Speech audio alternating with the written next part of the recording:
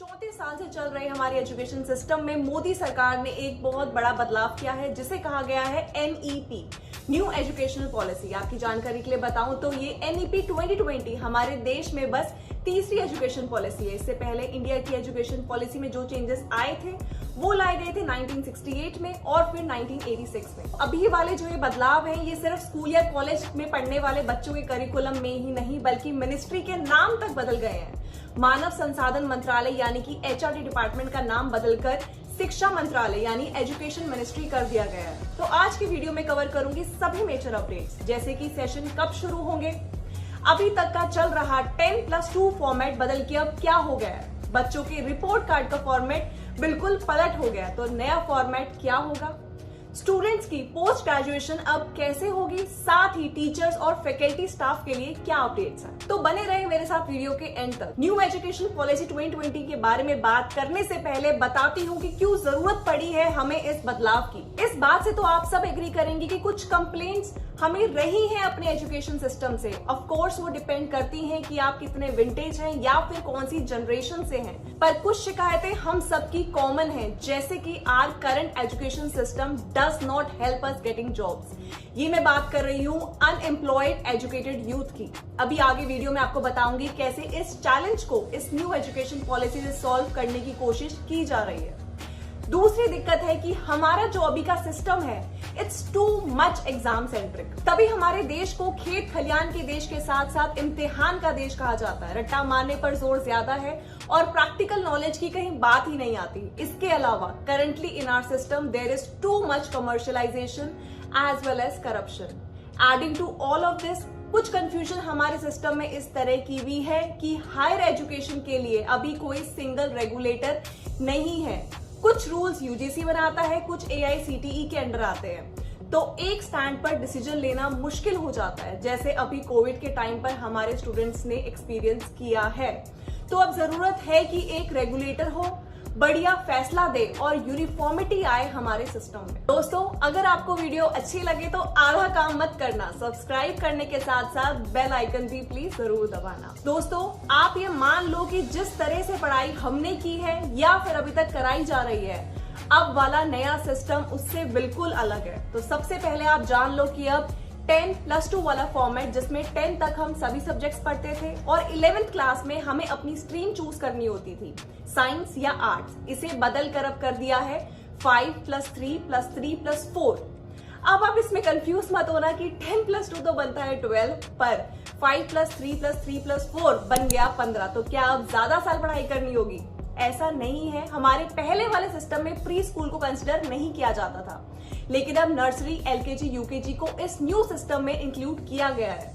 पहली बार सरकार ने इस बात को माना है कि प्री प्राइमरी एजुकेशन भी इम्पोर्टेंट होती है। और जो ये न्यू सेशंस हैं ये शुरू होंगे सितंबर-अक्टूबर में, और शुरू होने में डिले आया है उसका रीजन अभी का चल रहा देश भर में कोविड पेंडेमिक है। अब बताती हूँ आपको कि 5+3+3+4 का ब्रेकडाउन कैसे किया गया है। पढ़ाई के पहले 5 साल, जिसमें पहले 3 साल 3 से 6 साल की उम्र के बच्चों को प्रिपरेटरी क्लास यानी प्री स्कूल में भेजा जाएगा, जिसको नाम दिया गया है बाल वाटिका।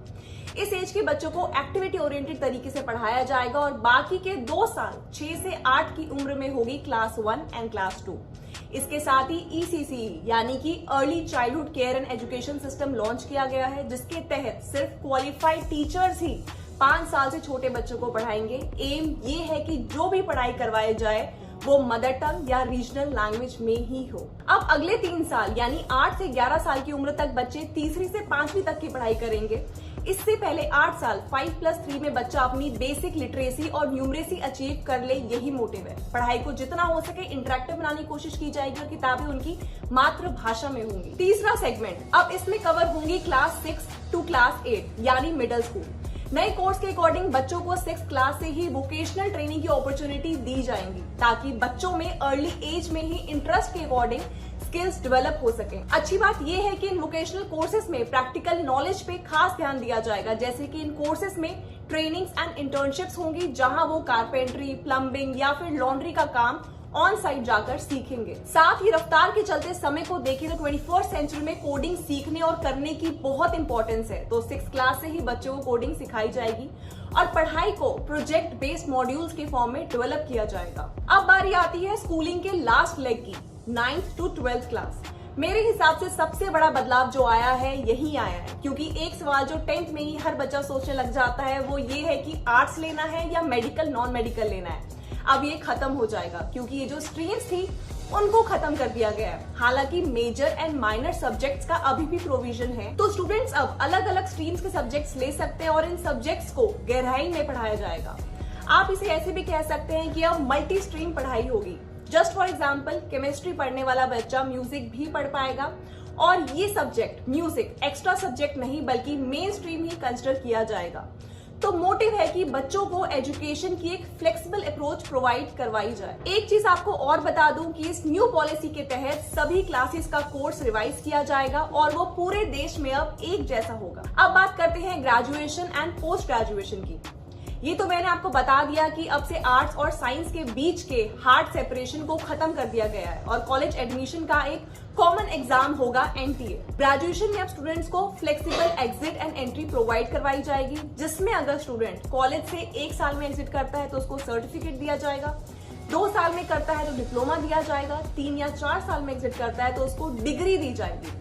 इसमें फायदा ये है कि अगर वो स्टूडेंट कहीं और भी एडमिशन लेता है तो ये रिकॉर्ड कंसिडर हो सकेगा। और इस सिस्टम को इस न्यू पॉलिसी के अकॉर्डिंग क्रेडिट ट्रांसफर का नाम दिया गया है। मतलब अगर कोर्स पूरा नहीं भी किया पर जितना भी किया उसका क्रेडिट आपको मिलेगा। एक और चेंज जो आया है वो ये है कि अब से कॉलेज की डिग्री 3 या फिर 4 साल की होगी। तो जो बच्चे आगे मास्टर्स नहीं करना चाहते, सिर्फ जॉब करने के लिए पढ़ रहे हैं, वो 3 साल का कॉलेज कर सकते हैं और आगे रिसर्च वर्क में इंटरेस्टेड स्टूडेंट्स के लिए 4 साल का कॉलेज होगा। मतलब हायर एजुकेशन जो पहले 2 साल में होती थी अब वो 1 साल में हो जाएगी। साथ ही कॉलेज में अब मल्टी डिसिप्लिनरी अप्रोच फॉलो होगी, जिसमें स्टूडेंट्स मन चाहे सब्जेक्ट्स चुन सकते हैं। यानी कि अगर आप फिजिक्स में ग्रेजुएशन कर रहे हैं और आपको म्यूजिक या फिर इंटीरियर डिजाइनिंग में इंटरेस्ट है तो वो सब्जेक्ट्स आप साथ में पढ़ सकते हैं, which I think is a great idea. क्योंकि ऐसे में अगर बच्चों का कोई भी टैलेंट है उनको उसे पॉलिश करने का एक प्रॉपर प्लेटफॉर्म मिलता है तो वो अभी के सिस्टम की तरह किल नहीं होगा। अब बात करते हैं इस पॉलिसी से हमें क्या बेनिफिट्स मिलेंगे। दरअसल इस पढ़ाई के फॉर्मेट का विजन कुछ ऐसा है कि बच्चों में लीडरशिप स्किल्स डेवलप करने की कोशिश की जाएगी, जो अभी वाले करिकुलम से मिसिंग था, जहां बच्चे पढ़ाई के बोझ में ज्यादा दबे रहते थे। तो अभी का मंत्रा है रिफॉर्म, परफॉर्म एंड ट्रांसफॉर्म। एक जो स्टिग्मा है लोगों को कि वोकेशनल कोर्सेज अच्छे नहीं होते, क्योंकि अब ये स्कूल के करिकुलम का पार्ट होंगे, तो स्टूडेंट्स इसको लॉन्ग टर्म में सेल्फ अकम्प्लिशमेंट की फीलिंग के साथ परस्यू करेंगे। तो coming generations will of course be more skilled. Report card में अब सिर्फ टीचर्स ही नहीं बल्कि स्टूडेंट्स भी खुद को इवेल्युएट करेंगे और मजे की बात यह है कि क्लासमेट्स भी एक दूसरे को इवेल्युएट करेंगे। इसे कहा गया है 360 होलिस्टिक रिपोर्टिंग।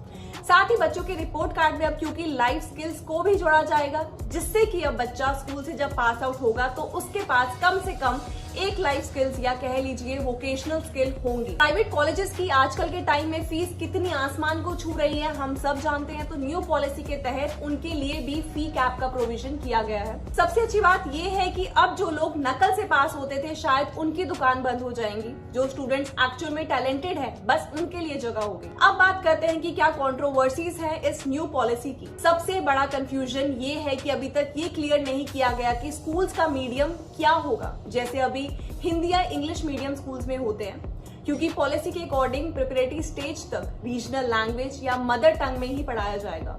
ये क्लैरिटी शायद टाइम के साथ आ पाए। दूसरी दिक्कत ये है कि अब एजुकेशन को सेंट्रलाइज करने की बात की जा रही है। इंडिया जैसी इतनी बड़ी कंट्री में तो क्या स्टेट बोर्ड्स को बिल्कुल हटा दिया जाएगा?